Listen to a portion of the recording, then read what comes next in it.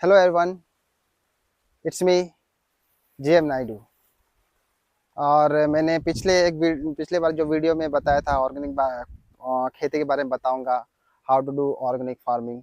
चलिए उसकी शुरुआत करते हैं। तो उसको शुरुआत करने से पहले दो तीन चीज़ें बताऊंगा, ठीक है। जैसे एक स्टूडेंट है, वो 5th क्लास का स्टूडेंट है, राइट। और एक स्टूडेंट है, वो ग्रेजुएशन लेवल का है, राइट। और जो 5th क्लास का स्टूडेंट वो मैथ्स में बहुत ही ब्रिलियंट है, और ग्रेजुएशन लेवल का जो है वो भी अपने एक सब्जेक्ट बहुत ज़्यादा ब्रिलियंट है। दोनों अपने अपने एक एक सब्जेक्ट में ब्रिलियंट है, और बाकी जो 5 सब्जेक्ट है उसमें वीक है, राइट। तो वो तो ब्रिलियंट है चले मैथ्स में, लेकिन दूसरा जिस सब्जेक्ट में फेल हो जा रहा है, और ये ग्रेजुएशन वाला भी एक सब्जेक्ट में बहुत ब्रिलियंट है, उसमें टॉप मार्क लेके आ रहा है, और आपका एक दूसरे सब्जेक्ट में फेल हो गया, तो वो अपना एग्जामिनेशन पास कर पाएगा? नहीं कर पाएगा, राइट। क्यों नहीं कर पाएगा? चाहे वो किस एक चीज में कितना टॉप लेवल का क्यों ना हो, उसको पास करना है तो सब में पास मार्क लेके आने होंगे, राइट। तो मेरे कहने का मतलब क्या है कि बैलेंस, हर चीज़ बैलेंस चाहिए। तो उसको शुरुआत हो चुकी है ऑर्गेनिक फार्मिंग सहज कृषि के माध्यम से।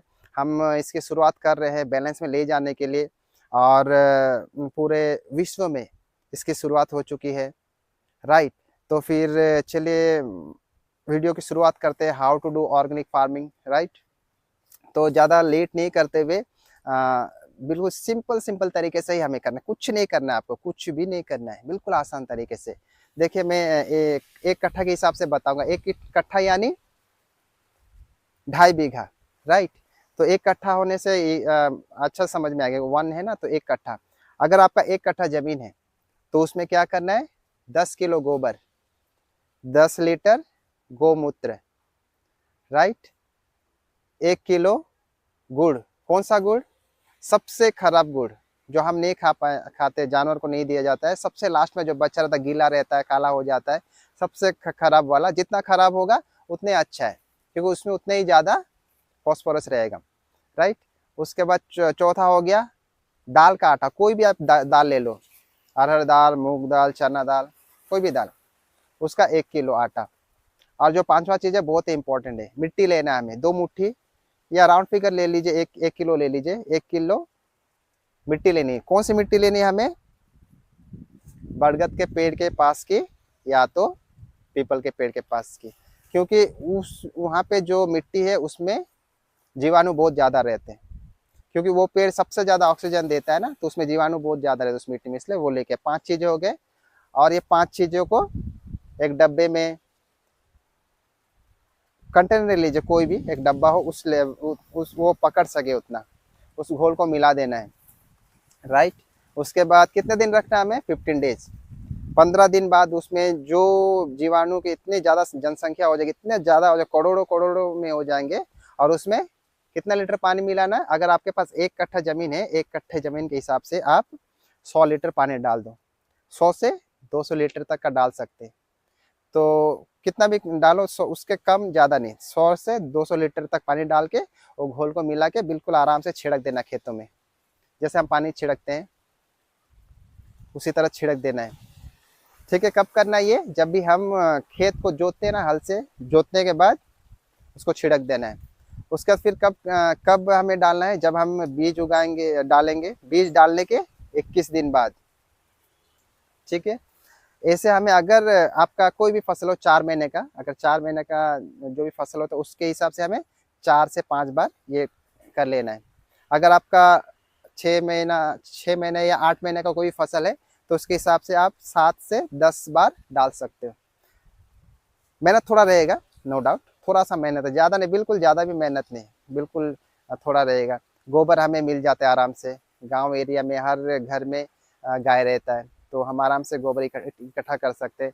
और जो गोमूत्र है उसके लिए शायद थोड़ा सा सोचना पड़ेगा कि कैसे करें। तो कुछ नहीं करना है, जहाँ पे गाय को बांधते हैं वहाँ से बस कुछ नहीं करना, 2-2 पत्थर डाल के ऊंचा करके नाला जैसा बना के नीचे एक गड्ढा करके वहाँ पे बकेट या कुछ डाल दीजिए, तो जहाँ से आएगा पेशाब वहाँ पे आप ले सकते हैं आराम से। और उसमें बहुत ही चमत्कारिक गुण है, इसीलिए पेशाब, क्योंकि वो गाय का पेशाब कभी एक्सपायर नहीं होता, कभी खराब नहीं होता, इसलिए आयुर्वेदाचार्य देखते हैं ना, गोमूत्र यूज करने बोलते हैं कुछ बीमारी हो तो, क्योंकि उसमें कभी खराब होता ही नहीं, जीवन भर में कभी खराब नहीं होता। वो गोमूत्र में इतने गुण है। ठीक है, ये दो चीजें हो गए, आराम से मिल गए। तीसरा हो गया आपका गुड़। कोई भी दुकान में जाकर कम रेट में आराम से दे देंगे, क्योंकि वो उनको फेंकना ही रहता है, तो हम लोग बोलेंगे हमें दे दो, कुछ पैसे लेके दे देंगे। और बचा क्या, आटा, आटा थोड़ा लेके आ जाएंगे 1 किलो। तो आप जो डीआईपी जो डालते हैं, यूरिया ग्रोमर जो डालते हैं, उसमें तो बहुत सारा खर्चा होता है, इसमें बिल्कुल खर्चा नहीं है और बिल्कुल ऑर्गेनिक है। खर्चा तो छोड़िए, पैसा का बात इसमें लाना ही नहीं है।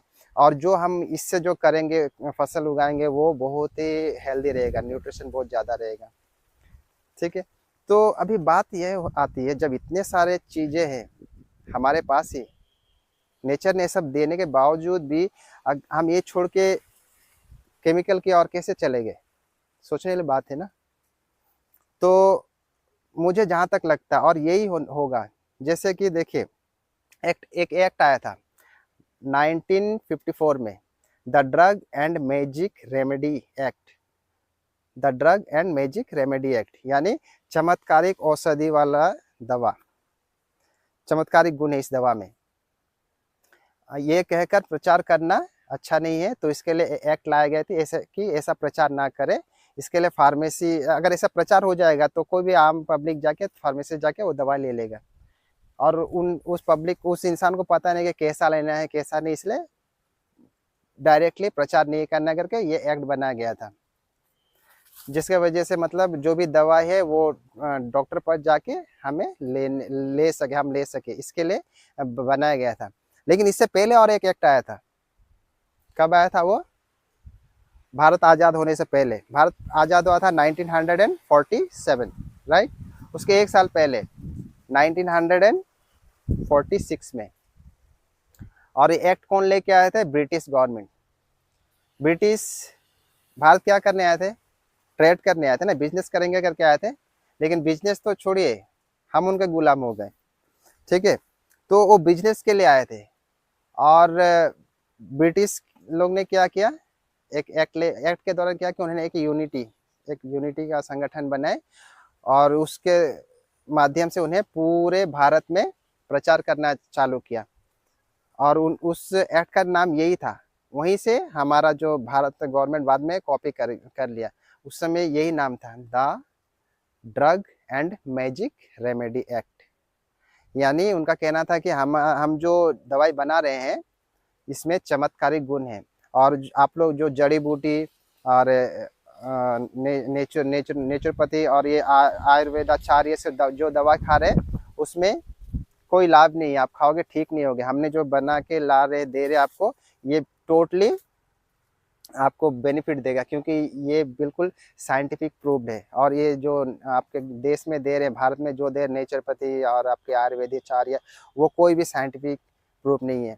तो ऐसा ब्रेन वॉश किया गया कि हम धीरे धीरे 10 साल में पूरा नेचुरोपैथी और आयुर्वेदिक को भूलकर एलोपैथी की ओर चले गए, राइट है कि नहीं। अभी थोड़ा सा कुछ हुआ, पेट में दर्द है या उल्टियाँ फील हो रही है, बुखार फील हो रहा है, सीधे डॉक्टर पास जाएंगे और दवाई लेके आके खा लेंगे। उससे पहले नेचुरल तरीके से हम ठीक करते थे, राइट।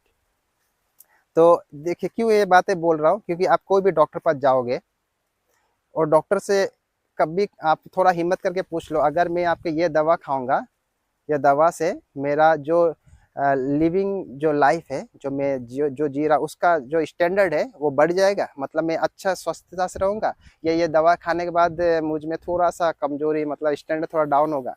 तो डॉक्टर आपको आंसर नहीं देगा, क्योंकि उनको ही पता है जो इसमें केमिकल्स जो डालते हैं, वो केमिकल्स आपके बॉडी में हानि पहुंचाएगा, राइट। तो ये रही दवा की बात, कैसे हमारे ब्रेन वॉश किया गया और हम कैसे नेचुरोपैथी आयुर्वेदिक को भूलकर इसमें आ गए।